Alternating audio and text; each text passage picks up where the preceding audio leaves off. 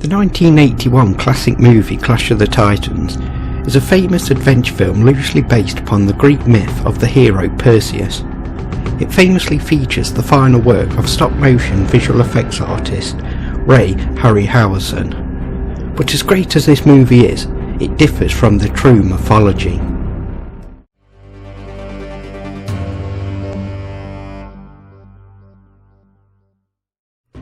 The movie opens with King Perseus of Argos imprisoning his daughter Danae to prevent prophecy that her child will bring about his demise. When the god Zeus impregnates Danae, Perseus banishes her and her newborn son Perseus to sea in a wooden chest. In retribution, Zeus kills Perseus and orders Poseidon to release the last of the Titans, a gigantic sea monster called the Kraken, to destroy Argos. Danae and Perseus safely float to the island of Seriphos, where Perseus grows to adulthood. This is something the movie gets right, though in a brief form. King Perseus of Argos had only one child, a daughter named Danae. Disappointed by not having a male heir, Perseus consulted the oracle at Delphi, who warned him that he would one day be killed by his own grandson. To keep Danae childless, Perseus imprisoned her in a room atop of a bronze tower in the courtyard of his palace. Zeus came to her in the form of a shower of gold and fathered her child. Soon after, their child, a son, was born, Perseus. Fearful for his future but unwilling to provoke the wrath of the gods by killing the offspring of Zeus and his daughter, Perseus cast the two into the sea in a wooden chest.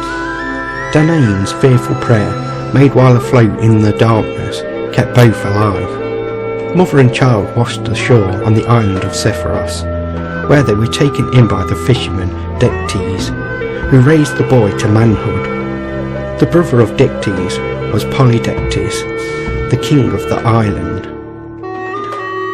The movie then begins to deviate from the mythology, as Calibos, the spoiled son of the sea goddess Thetis, is betrothed to Princess Andromeda, daughter of Queen Cassiopeia of Joppa. But for committing several atrocities, including destroying Zeus's sacred flying horses that set for Pegasus, Calibos is transformed into a deformed monster to fit the ugliness of his cold heart. The truth is that Calibos is a character created for the film, and not actually based on any figure from Greek legend. Thus, most of which followed was created just for the movie's storyline, and uses only a handful of elements from the source material.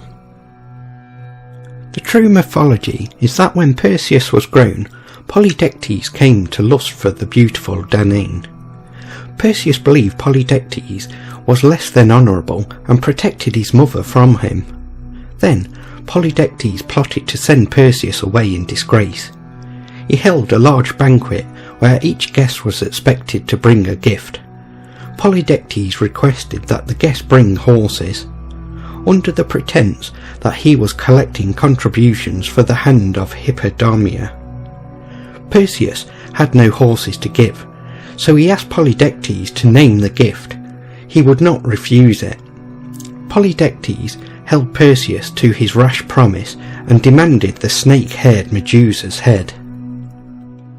Medusa and her two immortal older sisters, Seno and Euryale, were Gorgon monsters, with snakes for hair, sharp fangs and claws, wings of gold, and gazes that turn people to stone.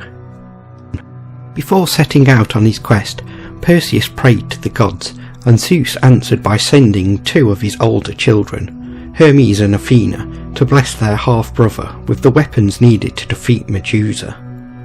Hermes gave Perseus his own pair of winged sandals to fly with, and loaned him his harp sword to slay Medusa, and Hades' helm of darkness to become invisible. Athena loaned Perseus her polished shield for him to view Medusa's reflection without becoming petrified, and gave him a bag to safely contain the Gorgon's head with, which the goddess warned could still petrify even in death. Lastly, Athena instructed Perseus to seek out the Gree, the Gorgon's sisters, for the snake-haired woman's whereabouts. Following Athena's guidance, Perseus found the Gree, who were 3 old swan-shaped witches, sharing a single eye and a single tooth. As the witches passed their eye from one to the other, Perseus snatched it from them, holding it for ransom in return for the Gorgon's location. The Gree informed Perseus that the Gorgon lived on the island of Sarpedon. Perseus then gave the Gree their eye back and proceeded to the island. On the island of Sarpedon, Perseus came across the cave where Seno and Uriel and Medusa lay sleeping. Using Athena's reflective shield, Perseus walked backwards into the cave, safely observing and approaching the sleeping Gorgons. With Athena guiding his sword, Perseus beheaded Medusa. From Medusa's neck sprang her 2 children with Poseidon, the winged horse Pegasus and the giant Chrysaor. To avenge their sister's death, Seno and Uriel flew after Perseus, but he escaped them by wearing Hades' invisibility helmet. From here he proceeded to visit King Atlas, who refused him hospitality. In revenge, Perseus petrified him with Medusa's head, and King Atlas became the Atlas Mountains. On the way back to Seriphos, Perseus stopped in the kingdom of Ethiopia. This mythical Ethiopia was ruled by King Cepheus and Queen Cassiopeia. Cassiopeia, having boasted that her daughter Andromeda was more beautiful than the Nereids, drew the vengeance of Poseidon, who sent an inundation on the land, and a sea serpent, Cretus, which destroyed man and beast. The oracle of Ammon announced that no relief would be found until the king sacrificed his daughter, Andromeda, to the monster, and so she was fastened naked to a rock on the shore. Wearing the winged sandals given to him by Hermes, Perseus reached Andromeda and used his sword to behead the monster. By rescuing Andromeda, Perseus claimed her in marriage. Perseus married Andromeda, despite her being previously engaged to Phineus. At the wedding, a quarrel broke out between the 2 rivals, and Phineus was petrified by the sight of Medusa's head. Andromeda followed her husband to Tiryns, Argos, and became the ancestress of the family who ruled Tiryns through her son with Perseus. After her death, she was placed by Athena among the constellations in the northern sky, near Perseus and Cassiopeia. As Perseus was flying in his return above the sands of Libya, according to Apollonius of Rhodes, the falling drops of Medusa's blood created a race of toxic serpents, one of whom was to kill the Argonauts Mopsus.